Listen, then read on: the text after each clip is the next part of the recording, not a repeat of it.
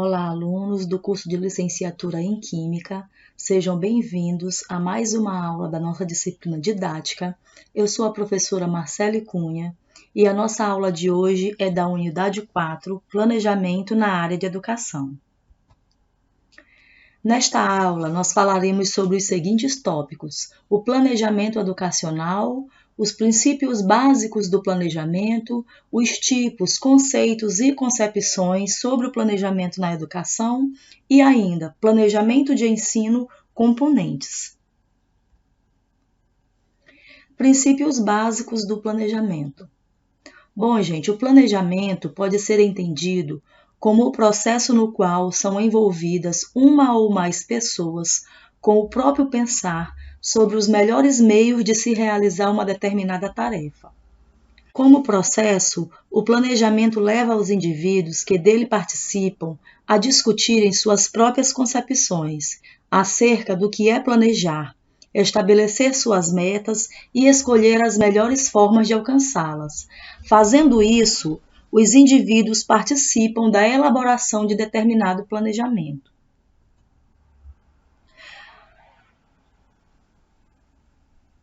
Então, planejar é processo contínuo e dinâmico de reflexão, tomada de decisão, racionalização, organização e coordenação da ação humana.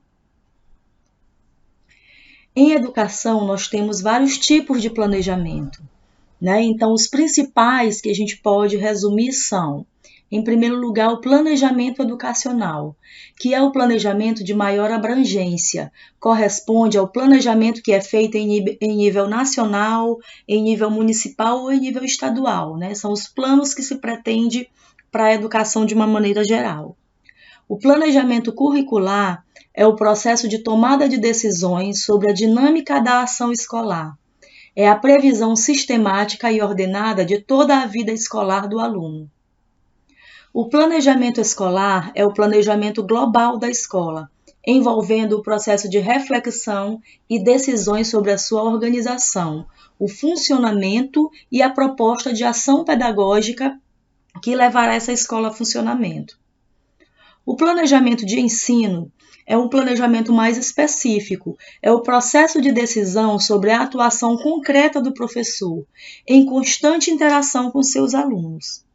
Dentro do planejamento de ensino, nós temos ainda o plano de aula, que é ainda mais específico, é um instrumento de trabalho do professor. Nele, o docente especifica o que será realizado dentro da sala, buscando com isso aprimorar sua prática pedagógica, bem como melhorar o aprendizado dos alunos.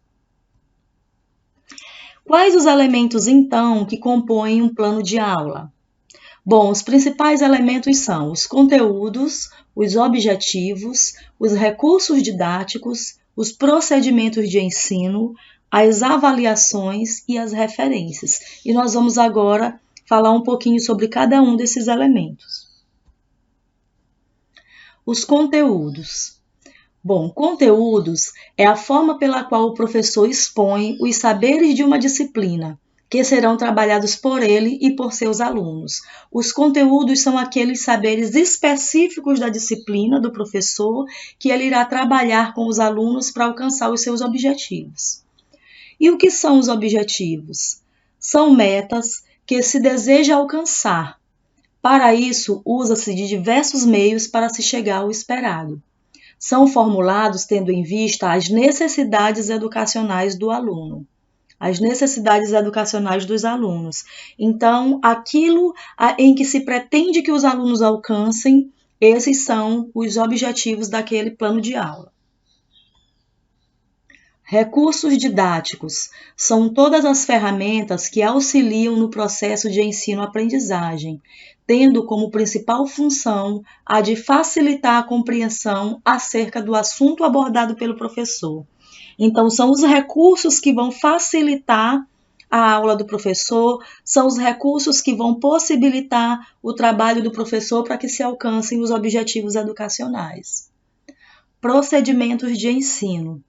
São as formas que o professor organiza as suas atividades de ensino e de seus alunos, com a finalidade de atingir objetivos do trabalho docente em relação aos conteúdos específicos que serão aplicados.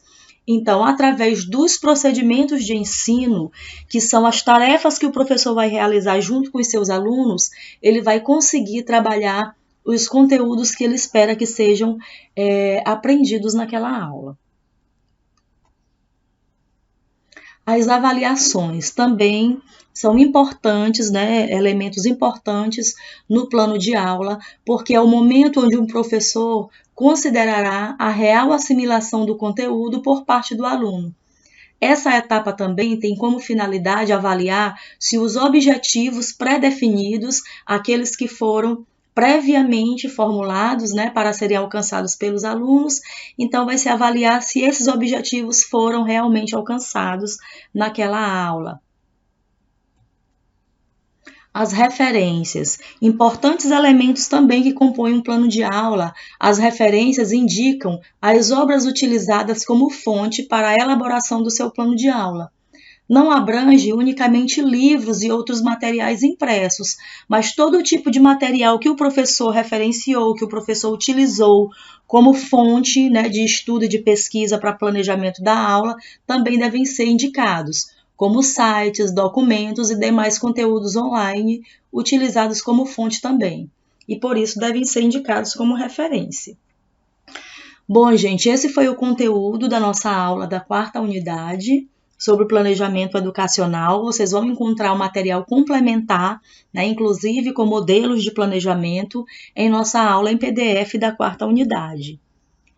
Aqui estão as nossas referências que nós utilizamos para a formulação dessa aula de hoje. E aí, no mais, desejo para vocês um bom estudo e uma boa sorte. Até mais, pessoal!